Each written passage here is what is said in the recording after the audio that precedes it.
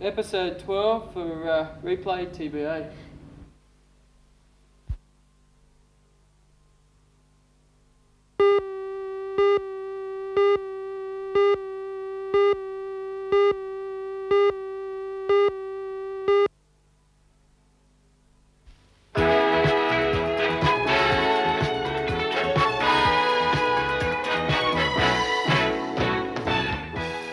Hello and welcome again to the Valley's People. This is the program in which I can get to talk to those people who have contributed in some way to our cultural style, our lifestyle, our entertainment, our pleasures in the Hunter Valley.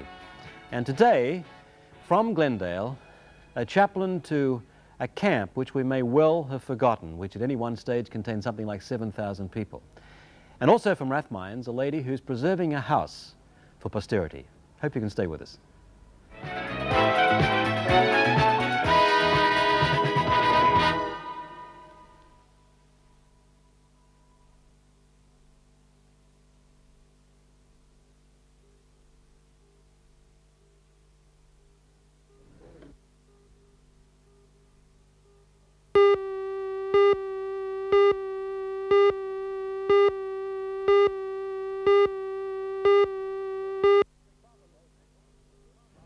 Thanks for joining us today. Father Lavery is my first guest. Father Lavery from Glendale, who at one stage was chaplain to the Greta migrant camp.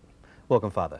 Thank you. And I guess even just by name, a lot of people might say, what? I mean, there are those who have already forgotten, haven't they, that we had probably the biggest holding or staging camp in the whole of Australia, right here in the Hunter Valley. I think that was so, yes. Yeah. Greta, it was a former military camp, and when the first migrants were to be brought to Australia, and or some came to Bathurst early on, within, I suppose, on Bernagilla in Victoria, perhaps about 3 or 4 months before they came to Greta. But the Immigration Department decided to bring the ships direct to Newcastle and offload them there and transport them up by train to Greta, which had been a military camp. And that was where the people were housed back in about June 1949. It's very hard for us to imagine how you convert an army camp to a holding camp like this, Father, particularly when you've got some, 7,000 people in there at any one stage, wives and mothers and young children and husbands trying to get work, I guess. Yeah. What was really the displacement of the camp? How was it organised?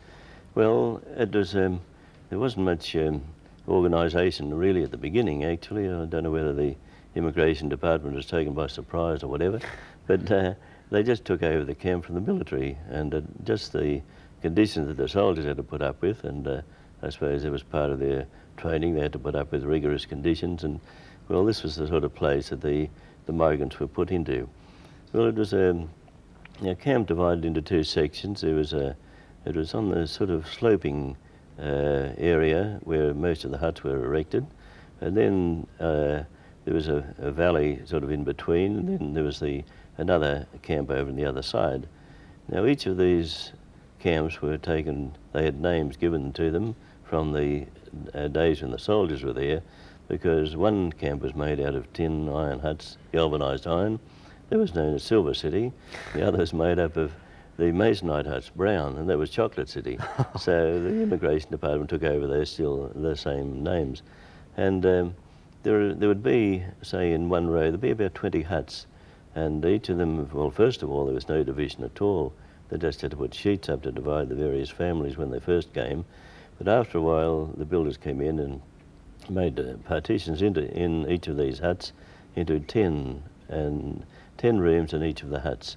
There'd be a row of 15 to 20 huts, and about 3 or 4 rows together were sort of in one section. There was a supervisor appointed from amongst the migrant people, and he supervised, and he was answerable to the director of the camp. It would be very primitive conditions altogether. If there were 2 people, they'd have a room perhaps 10 by 10 or 8 by 8, I think maybe. It was very small. Anyhow, the size of those huts is about 16 by 60, and they divide them into 10 rooms. And if there are any more than 2, well, they'd have, if there were 4, mother and father and 2 children, they'd just have 2 rooms. And in all, at one stage, there were 7,000 or 8,000 people there, and they were all dumped in that place, or I suppose dumped, it's a hard word to say, But they were brought there, and there was nothing very much to provide for their comfort. And the first summer that they were there, it was a tough one. There were no linings in the roofs at all, Really? and the people really sweltered, coming from a cold. And they arrived there, and summer was on them in fairly quick time after they came, and they were used to colder conditions in Europe and all that. Or to be in such heat there, it was very strenuous for them. And well, at the top of the row there was there were 3 rows together of about 20 huts with divided into about 10 cubicles, you might say. There was a kitchen, and there was another barrack set aside for where they would eat. Yeah, meals were supplied, weren't they? Were supplied, yes.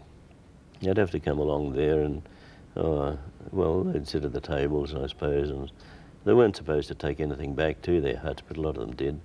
And after a while, they supplemented the food they got with when they were able to buy things. They bought some food and cooked stuff in their rooms then. Probably not the phrase to use, but how did you get the Guernsey for this job as really the only chaplain in the camp? That's right. Well, it just happened that there was a priest that had come with them. He was a migrant to the country, and he'd only been ordained about 2 or 3 months before, and very raw on the job, and a Lithuanian. He knew the language for the Lithuanians and could speak to them okay, but for the rest of them, he wasn't able to deal with them so very well. But I thought I'd just move in and help him, because I was the assistant priest at the neighbouring town of Branxton. And well, that was my undoing, I suppose. Next thing, the bishop said, "You better go in there."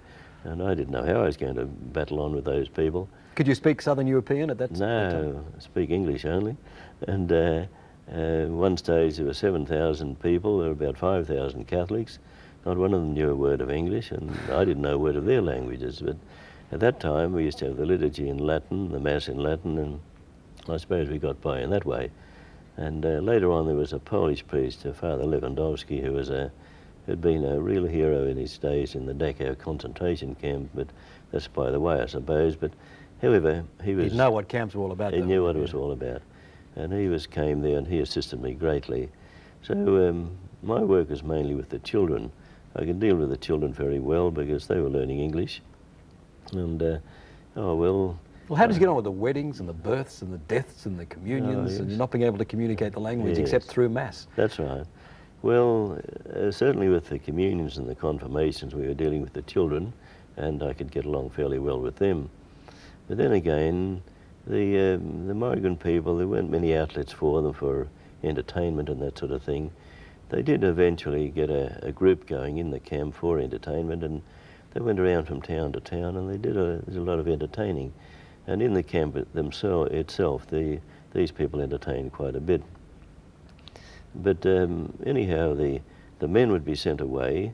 A lot of them, actually, they said, "Oh well, I'm going to apply for the railway in Western Australia," and they thought they'd be back every weekend. And others made application to go up the cane fields in North Queensland, and when they got up there, they struck terrible heat and so forth. And some of them, they just sort of rebelled a bit, and some of them came back. But anyhow, I'm getting away from the point a bit, but... No, but I think you have you touched on a nerve there, really, Father Lavery, because you must now be dealing with, say, the loneliness of the mother or the loneliness of the young girl. Yes. How did they overcome this? Was it a problem area? I'm talking about promiscuity and so on with men away? Well, I don't remember a lot of instances of that, really, of problem in that regard, but it was very, very lonely for them. I suppose the women, they got together and they perhaps had entertainment for themselves and that sort of thing, but they certainly missed their partners. And, well, anyhow, whenever the partners were there or they'd come back for a special occasion, confirmation of the children, when the bishop would come, and they'd turn on the big party, and it was all, and the kids used to complain to me, "Oh, Father, it's my confirmation, but I'm not in this at all." This is the Italian vino. Mum and Dad were getting into the vodka and everything else and so forth. But I suppose I didn't blame them because it was hard for them. But you're talking about liquor there for a moment. There's a story going around that you were actually the padre that supplied liquor at one of the dances. Yes. Was it, or a wedding or something? That's to my shame, I suppose. What happened was that we had a bit of a fete at the school. We had a Catholic school going there, and the sisters used to be transported from Lochinvar about 5 miles away. And well, we had a fete at the school, and somebody supplied us with several cases of wine, you see, and steam, as it was the name itself and called, and it lived up to its name later on. Anyhow, we had these cases over, and by the following Saturday, we were to have a dance. We organised a dance in the camp. I was in charge of the thing, and so I decided to bring the chocolate wheel over and put these bottles of wine up on the chocolate wheel. Well, I very innocently hoped that if anyone won the wine, they'd take it home with them, but that didn't happen. There's, I suppose, about 4 cases of about 24 bottles of wine that went off that night, and of course they drank the stuff there and then, and they got really steamed up. And some of them remembered old sores, perhaps Poles against Ukrainians or Czechs against Yugoslavs or whatever it was, and there were no knives there. People thought they used to use knives, but there was no evidence of that at all. Anyhow, the police had to come in on this case, and the next, on Monday, there was a court case in Maitland, and these fellows were charged for unruly conduct, and it leaked out anyhow that the padre or the chaplain of the camp had supplied the wine. And when it was in the Maitland Mercury the next day, was my face red when I read that bit. Much hot lines to bishops? Well, he didn't. He disregarded it, I hope. I don't know whether he read about it. But anyhow, it was a real faux pas on my part, I suppose. Some of the people in Lochinvar remember situations during those camps, because people in the camp used to come out, didn't they, to shops and so on. That's right. Yeah. Massive number of people in town. That's right. And I was talking to someone who said, you must ask about the parrot at the Hotel Lochinvar. Now, is it safe to ask you about the parrot? Oh, it's safe enough, I suppose. Some of the locals there must have taught it to, when it heard a sort of a Polish accent or somebody trying to speak English with a broken accent, they taught the parrot to say a certain thing, you see. And anyhow, any of these new Australian people would come along and, hello, cocky, or whatever they might say to it, and think it'd say, I'm bloody new Australian. That's the famous Lochinvar parrot, isn't it? That's right. There was another place there closer to that. It was a wine bar, and one of the other priests there gave it the name of Bethlehem. Well, why did you give it that name? Oh, well, it's a real place of pilgrimage. It's very, isn't it? It's so difficult now to imagine as you drive past there that there was a camp which was so large and with so many people have gone through and now have settled into the community. You're still in touch with some of them, I guess? A lot of them. A lot to do with, just this last week anyhow. Polish people, but I had a great affection for them. They were really very responsive, and anything that was ever done for them, they appreciated it greatly. And I know the shopkeepers in Maitland particularly, if they ever allowed them any credit, they'd always be faithful in paying up and so forth. And truly it was I think they're a great asset to this country. They brought a lot of culture in their dances and that sort of thing, and the type of food they brought as well. And the first style of soccer too to the Hunter Valley, wasn't it? Yes. Very open play. That's right. Well, Father, I can't imagine too many other people that I could speak to who, in fact, were in charge of, or comforter to some 5,000 Catholics in one camp. But that was your lot, and I guess there are a lot of people that would have me thank you for that. Yes, yes. Oh, it was, the numbers weren't always up to that high, but however, they were considerable. Ships were coming all the time, and new people were coming, and of course the struggle would start over again to try to communicate with those because they didn't know any English. But after a while, I think overall there was a pretty happy setup in the place.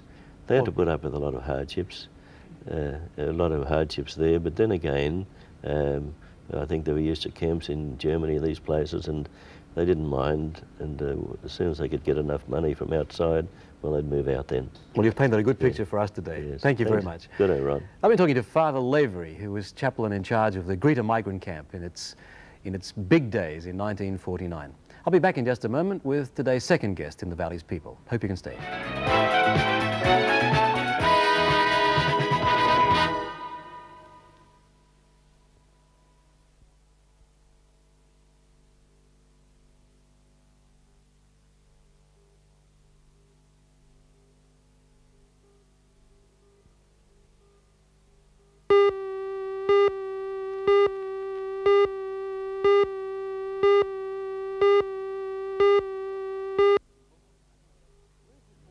And welcome back to the Valley's People. The reason for my next guest is really a poem which appeared in the Herald just a few days after Sir William Dobell's death. It's written by Betty Linton, and I can read just one verse from it. It says, "To this village of peace a quiet man came, to dwell in beauty while climbing to fame. An artist of greatness, yet of manner so mild, who shyly accepted the friendly smiles of neighbours he knew, and of strangers too. A painter who saw through the face to the heart, who culled inspiration, whose works stood apart. And I guess because those works stood apart, we can welcome Mrs. Eileen Squires to the Valley's People, because you and the committee of which you are a member of the people who've been working to sustain the Sir William Dobell home at Wanji. And it's now for a number of years, isn't it? Yes, a good number. After a poem like that, and I understand my purpose in reading that was really the fact that that was the pivot point, wasn't it? That was the driving force for people to get together. Yes. How did that happen now, Mr. Squires? How they got together? Yes. Well, there were so many of his own very good friends established around the place, and in particular Ted Mueller, who is our president, who is a marvellous worker, and they talked around at the RSL club, who were a great help at that time, and they arranged meetings, several of them I believe. I wasn't there when they were raising funds for the whole thing, and they finally persuaded a few of the friends. One was an artist, one was a teacher, another had a business, I forget what the other one does, but they stood guarantor so that the whole of the amount could be supplied for the cost of the house, which we had to purchase from the estate of Sir William Dobell, which was $14,000. Right, so the object was to preserve the house and his studio at Wanji in its original state. That's right. Sir William Dobell being, you know, the greatest painter, certainly to come Exactly. out of the Hunter Valley. Yes, And if not definitely. Australia. It's true. Yes. Well, you don't just buy a house and sustain it without a lot of problems, and I guess you had a few. Lots of problems, because he was happy living there, but the place was in great disrepair. There were, we had a lot of problems with it. In fact, before it was opened, the Apex of Toronto helped repair the ceiling. And then the stairs were very damaged up to the studio, so they were repaired. We did have help like that, but we had no financial help. And it was quite a job to get it started, especially when a lot of people said, oh, we can't be bothered, you know, just let the old place burn down. But it was his friends who constantly kept on, and especially Mrs. Betty Linton, who said, no, it couldn't possibly be done. It was too great a thing. Because that's to the story leave. of Australia's history, isn't it? Oh, yes. You know, pulling old places down Yeah, and then a new generation. Too much apathy Yes, about the yes, whole thing. yes. That's true. Yes, that's tremendous that should be But kept going. and has been it's kept surprising now. It's surprised me more so since my husband went through the house yesterday for the first time in 6 or 7 years, and he got a shock himself when he saw the inside and what's happened and what we've been able to do. I think one of the things about going through Sir William Dobell's house that immediately strikes you, as distinct from Captain Cook's cottage or whatever, is in fact the atmosphere that is the there. Am I atmosphere feeling is- something that someone else is not doing? No, it's absolutely wonderful, and we just take it as a matter of course, because I've spent hours and hours there on my own. It's hard to sometimes get someone on duty with you. But you come in, the visitors come in, and they just stand in the hallway. And repeatedly they've said, there's a great atmosphere about this place, and there's a great feeling of serenity. But he was a serene type of person, I think. I was never fortunate enough to meet him. Do you think But because he that's- died in the house that it means more Well, to people? probably so. But after the court case over the Joshua Smith painting, he very rarely left the area at all, because he just found there the peace and tranquility that he longed for, and could only get it there. I can't find anyone in Wanji who refers to Sir William Dobell. They're talking about Bill all Oh, the time. Bill. Well, when I first joined the committee, which was only 6 months after it was formed, I thought it was sacrilege that everybody was calling him Bill. But you see, after 8 years, I'm the same. I guess it's might of what he But would have knowing wanted his to- niece, she said, oh, he hated it. Don't ever refer to him as Sir William. So, of course, it gradually went, but I was horrified when I first heard it. Are people asking you questions about his death as they go through in the Oh, house? yes. What were the circumstances, just to refresh your The mind? circumstances were that he did have a bad heart, and he'd actually seen his local doctor the day before. He was very fond of animals, and his favourite was a dog named Casey, named after Lady Casey, because she gave him the dog. And she got out one day, and he got worried because the gate was open and she might get killed. And he ran out after her, came in the house, and he must have felt ill. He poured a glass of whiskey there, and it was still on the counter of the kitchen when he died. He wasn't even able to drink it, and that's how quickly his death took part. He was found by the fruiterer, Found by the wasn't local greengrocer man, yes, about 8 hours after his death. And the two little he had the two little dogs, very fond of their master, and they must have tried to have revived him, because all the money, he never carried a great deal of money, but they must have got hold of his wallet, and the notes were scattered all over the kitchen floor where the poor little things had tried to revive him. It was very sad, actually. Yes, it's a life in which money doesn't really figure. Not with him, no, not with him, especially when you realise that there was over $30,000 in cash and uncashed cheques found in the house that he just hadn't bothered with at all. And what happened? No regard for money whatsoever. No. What, other people, of course, have been trading on the money since, yes. haven't they? What happened to true. the main centres for the originals of Sir William Dobell's work? Where are they now? Apart from that? Well, there's quite a few in Sydney. There are quite a few in a private gallery in Sydney. But other than that, they're up and down the whole of the country, and in fact over the world, because Prince Philip, of course, owns 2 or 3 of them. But they're in the art galleries in Canberra, and New South Wales have got several of them, but so many are owned privately. And your committee has tried to put as many prints as possible back in Sir William Dobell's home. Yes, but we can only get the prints supplied where we've had permission to take the prints from the owners of the originals. That's why you'll certainly never see a lot of them at all, because they won't have them. It's a shame in a way, isn't it? They won't give you that permission. We were lucky to get the one of Joshua Smith that caused all the court case, you know, with that went to court, and the court case lasted for 3 months. Yes. And it took us 2 years to negotiate to get a print from, he's a title man in South Australia who owns the one of Joshua Smith. And then there are all those doodlings that went for crazy prices, if that's the Didn't they term to ever? use at the Yeah. Opera House in Sydney.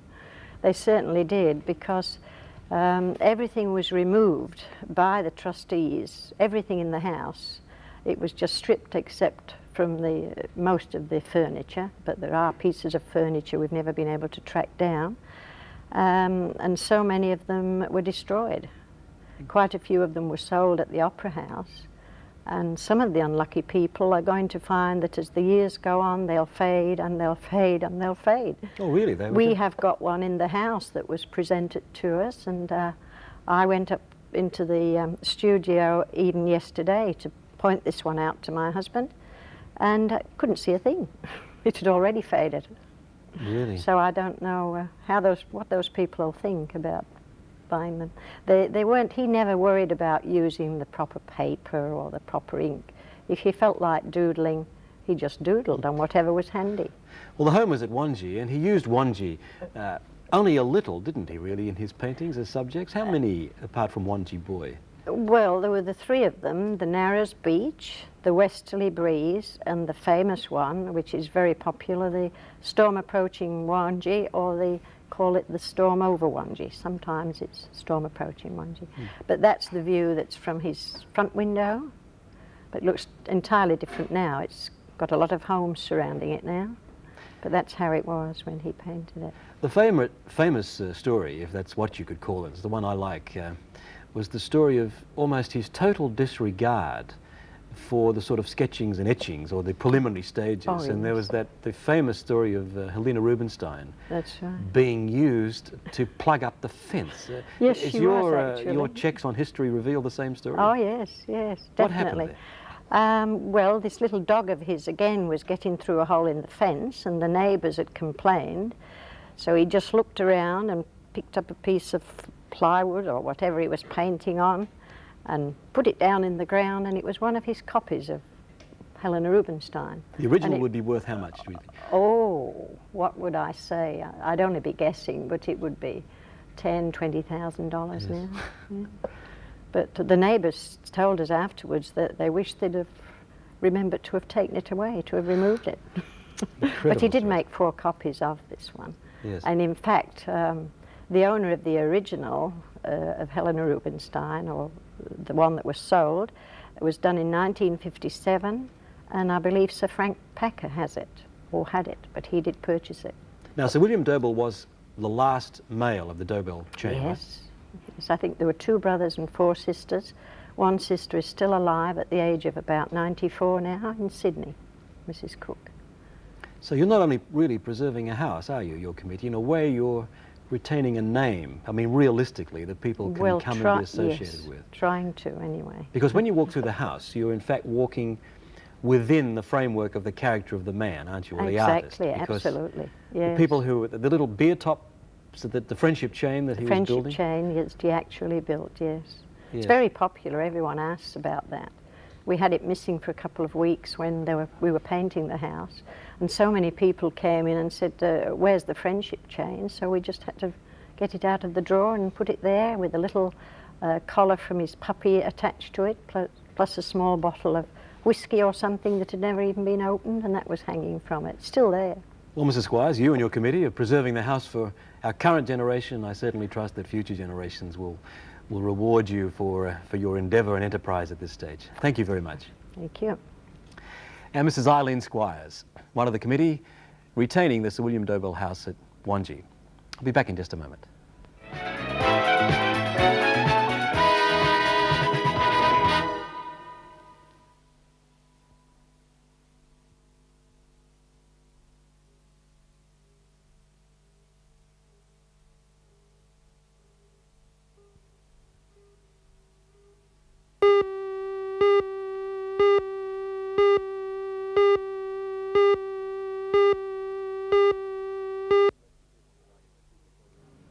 Two very interesting people on the Valley's People program today.